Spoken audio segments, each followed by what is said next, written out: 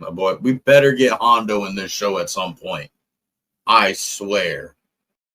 And now the first line I hear from somebody better be, "Hello, my name is Hondo Naka." Oh, is that the? Oh, that's the werewolf guy, Brutus. Oh my God! Really? Really? Oh my God! Oh my God! Why? It's a little tiny Max Rebo. Sean, I think I just saw the nod to the holiday special. But I gotta say, that first episode, I give it a solid 7 out of 10. That's a lie. That's a fucking lie from me. It's a solid 8 out of 10. That was pretty cool. Pretty dope. I'm glad I'm checking it out. Yeah. Gotta say, episode 2 really was not as fast paced and action packed as I would have wanted. It's a good show. I'm enjoying it. The cast is great. The production looks great. CGI looks great. VFX looks great. Practical effects look great. It just all looks great. Like, I just kind of wish that it was more action packed in the second episode. But I am glad that we got to see the pirates from Mando. Yeah, that it was a decent episode. I'd give it about a 7.5. Nah, we'll go 7 flat out of 10. It's fucking music, man.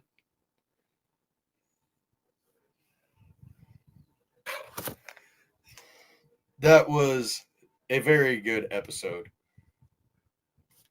Very, very good. That easily, probably, I can't lie. That was easily like a 9 out of 10 episode. I wish we would have gotten Hondo. I'm glad it wasn't Sid. I don't know how I feel about Kim. She's a bit weird. But yeah. That I'm looking forward to next week. This is a land of dreams and madness. Children's stories come to life. Hello there. Welcome to Tales from Peridia. Skeleton Crew episode 1 through 3 breakdown and review. Now, going into the show, I had zero expectations. You know, the show before this one, the A-Word show, was very disheartening, to say the least. Fucking atrocious. I'm not even going to get into it. But, so yeah, I had zero expectations going into this show. I honestly didn't see the hype. And now I am a fan. I loved episode 1, episode 2, episode 3. Banger, somewhat of a banger. SM33 saved the last bit of episode 2 for me. And then, of course, the recent episode was so fucking good. I mean, it just so much to unpack. I mean, first of all, okay, so let's get into the little bit of negatives that I have so far. First one has got to be, I don't like how the speeders on At-Atten are basically on the ground. I feel like they need to be more in the sky, like on Coruscant, but I don't know. I thought we were kind of past the whole earthly things in Star Wars. I understand it's a big galaxy far, far away, but I want to escape from Earth a little bit. But then it was pretty nice and pretty cool. It was awesome. What am I talking about? It was amazing. When Neil and when Wim, oh my God, they were waiting on the bus, and Wim runs up, and Neil's like, "You shouldn't have come here," and he just whips out the lightsaber. I'm assuming they were flashlights, and then do do being a kid, who didn't do that? Who didn't have flashlights or sticks or even just doing this? That just so many great memories of doing that, and that I can't lie. Episode 1 was purely nostalgia that roped me in. Now I will say, episode 2, it's kind of boring. I enjoyed it, but not as much as episode 1 and 3. But episode 1, of course, you've got Wim's dad, who seems to kind of neglect him. His mom is either dead or gone or something. And, his dad just doesn't have a lot of time for him. He's analyst or something working. He's just constantly working. The planet that they're on is called At-Aten. It is a hidden treasure planet. What did they say? One of the crown jewels or something like that of the Old Republic. Now, I am so fucking excited because I have been reading the Bane series. I'm on chapter 14 on book 2. Gazer, we need to find a time. We've both been busy, and we need to find time, and we need to talk. We need to do Nerd Gazer on Bane. But they at Atten, which we find out in episode 3, is a Old Republic hidden planet. It's hidden from the galaxy. Wim and Neil and Fern and KB, they all go to school, and they're all preparing for this test. What they call it, the assessment, or like the great assessment? No, they call it the great work, which is like where like you go, like where you work, I guess, like contributing to the planet, I believe. But KB's mom, not KB, Fern's mom is the undersecretary, so she's pretty high up in the government on At-Aten, and she comes and explains the assessment, which is a test that the kids all take to determine what job they will work for the rest of their lives to contribute to the great work. And they ask Wim what he wants to be, and he wants to protect people, he wants to help people, he just wants to help. He wants to be a protector, a helper, essentially he wants to be a Jedi. And everybody clowns on him for it, and Neil's a true motherfucking homie. But Neil offers to fail the test to stay in the same grade as Wim. And that's just being a true homie, man. I would never actually expect that of any of my homies like back in school, but that's what's up, bro. That's what's up, Neil. And he goes home, he studies. Well, studies, I guess. No, yeah, he was actually studying. But he's also always looking at this tablet of pictures of Jedi.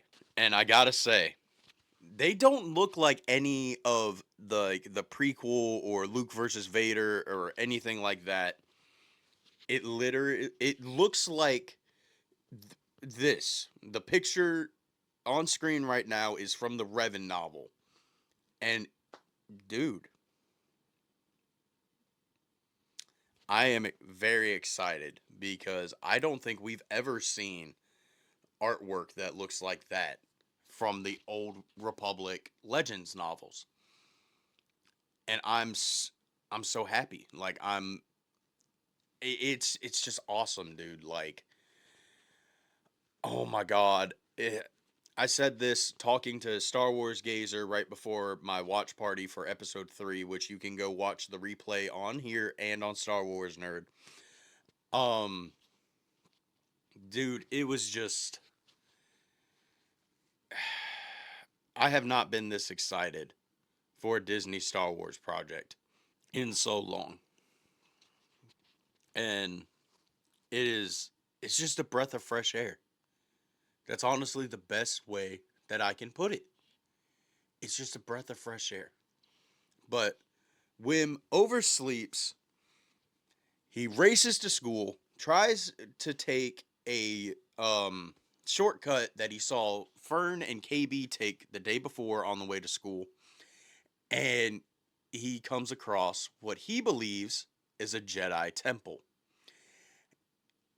And a droid comes and finds him and brings him to school, and he gets in trouble for skipping school. And his dad talks the superintendent or the principal or whoever it was to let him retake the test, but he has to get every single question right because I think they're taking like 30% off, so he has to get everything right. And he tells his dad about the Jedi Temple. His dad tells him to knock it off. Fern overhears it. Him and Neil go and they start digging. Well, they go to dig, and KB and Fern are already there. So they end up getting inside, and that's when they meet SM-33 or Smee. And he's looking for his captain. Oh, Captain! Captain! And Fern convinces him that she killed the captain, so that she is the captain now. I am the captain now. And Wim ends up going and messing with stuff, and they end up taking off. And Neil gets so scared. He's like, "You promised we wouldn't get in trouble, but now we're out past the barrier." And I guess it's like it's illegal or forbidden or something against the law, or I don't know how to explain it, but it basically you're not allowed to leave the barrier. I completely forgot to mention Captain Silvo and Brutus and the entire opening fucking scene that reminded me of A New Hope. Holy shit, how could I forget that? Oh my god. Yeah, so the episode starts out with basically like a reverse, basically just a mirrored shot from A New Hope, and it was awesome. And then, we get pirate hallway scene, and then Captain Silvo comes up. We see Brutus, we see this entire crew. They're looking for these credits. They open the vault, and there's one single credit.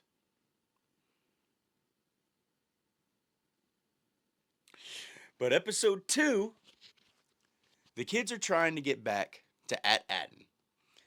And the droid does not have any recollection of an At-Aten. So they end up going to a spaceport to find somebody who can help them get back to At-Aten. Well, the boys and girls split up. The boys go get something to eat inside of a cantina. And then the girls, they end up running into somebody, some lady, I forgot what her name is, if they even gave her a name. And they tell her they're from At-Aten. And she's like, "All right, come on, girls. No, seriously, where are you from?" They're like, "No, seriously, At-Aten." So nobody believes in At-Aten. It is so hidden from the galaxy, and it's so far behind that I'm kind of getting into a little bit of episode 3, but the kids don't know about Alderaan. They don't know about the Empire. They don't know.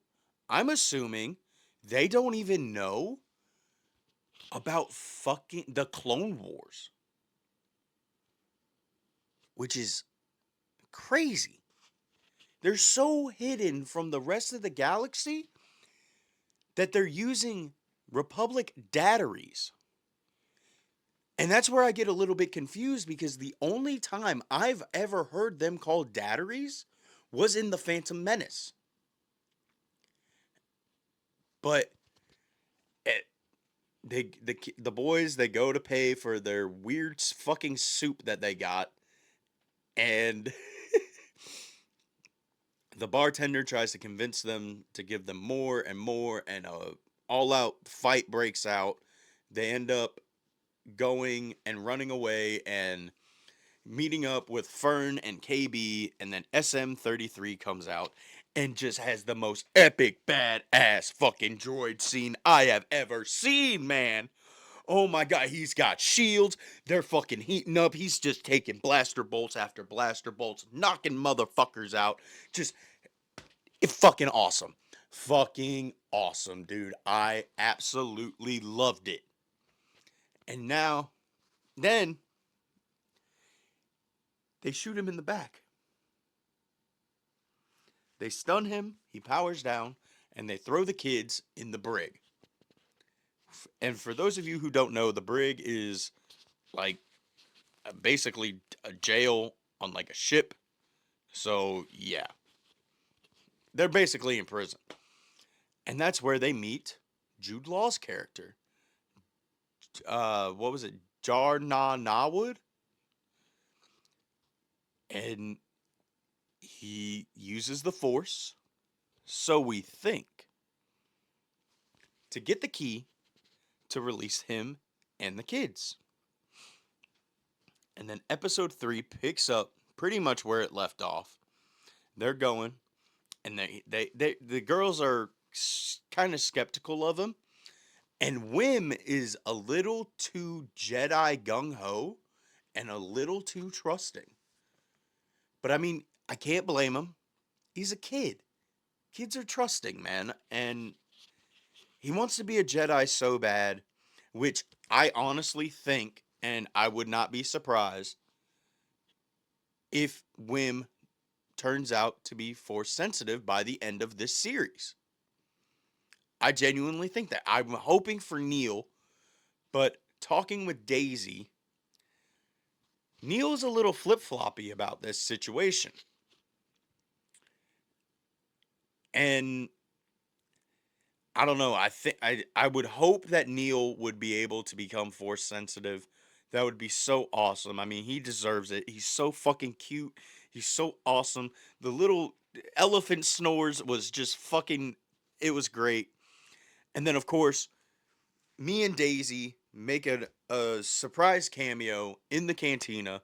The two Jawas sitting there. It was such a surprise that I didn't even know we filmed a cameo. No, not really. We're not. But it's kind of a little joke there's a little joke that's going on, you know. But yeah. And the girls are skeptical, so they ask him, well, if you can use the Force, why didn't you just set yourself free before? He said, what good would it be to set myself free without a ship? So he was just waiting on a ship, to be honest with him. And the girls and the boys are just constantly fighting. He's a Jedi. We should trust him. No, he's not. He can do it with string, with magnets, with repulsors, with this, with that. And I don't know, man. I just love it. I love it. I can see where people say that they don't feel like it's Star Warsy, but I don't know. There's alien creatures. Obviously, they're thrown around, as Star Wars theory said, copyright terms, you know, Jedi, the Force, this and that. They haven't used Sith. Very, very interested in that one. But they escape from the spaceport, but not before Brutus sees them and puts a bounty on their head. They go and they set up what I thought was going to be the most perfect cameo ever. I thought it was going to be Mr. I smell profit! My name is Hondo Onaka! You're looking for a Jedi! My best friend was a Jedi! At least, I think we were friends. But, yeah, I thought it was going to be Hondo, and it turned out to be some owl character named Kim, which they do not trust each other, and we find out that Jar Na Nawood also goes by the name of Crimson Jack, which apparently, shout out to Will of the Force for making a lore video on it, and also shout out to Star Wars for making a post about it. Crimson Jack fought Han Solo back in the comics in 1977. Now, obviously, it's not going to be the same Crimson Jack, but that's pretty cool. When they arrive, Kim is on comms with somebody telling them that Crimson Jack is here and to alert the X-Wing pilots. So they show up. She starts getting the coordinates from some pin that Fern has, and it's just, she backstabs them. They end up getting away, and I can't really remember how it ends, but I do remember that Kim tells the X-Wing pilots, you wouldn't believe, or they ask her, where are they going? She goes to tell them, and then she's like, you wouldn't believe me even if I told you. And I think that there's something deeper, and well, the kids even think that there's something deeper and darker going on, because they start questioning what their parents do, why they're working so much, and what they're analyzing. And that's when Wim starts looking at the Republic credits and says money. Again, another earthly term. I feel like he should have said datteries or credits or something. And I don't know. There's something deeper and darker going on here. My massive crackpot theory is that since Bane, from my understanding, I have not finished the third book, so someone please correct me. Star Wars Gazer probably will. I believe that Bane takes over Xana's body in the third book. I don't know if he officially or actually dies, but Emperor Vitiate, according to Mr. Galactic, not Galactic Cantina, I'm sorry, Mr. Outer Rim Transmissions. According to him, Emperor Vitiate used to be able to pretty much do the soul hopping or essence transfer. So what if Bane does it and Jar Na Nawood turns out to be Bane? I don't know, man. They said the Old Republic thing, and I saw that in a post a while ago, and that's just kind of a theory that's been brewing in my mind. I just really want to see Bane. And as much as I love this show, I still really want to see Bane, Revan, Heir to the Empire. I want to see all the good Star Wars stories brought into canon. But yeah, easily episode 1. Now that I'm talking about it, it's about a 7.8, 7.9, because the main reason I like it is nostalgia, and I'm not going to lie to you about that, you know? Um Next thing I know, for episode 2, after talking about it, it still stands. I'm going with 7.5 out of 10. Episode 3 is definitely getting some recency bias because it kind of left me wanting more. So easily, episode 3 is getting a 8.9 out of 10. I cannot wait for episode 4. That is going to be super fucking amazing. I'm really hoping that we get motherfucking Hondo in this show, because how the fuck can you fucking do a pirate show without Hondo? It makes no sense. It makes no sense.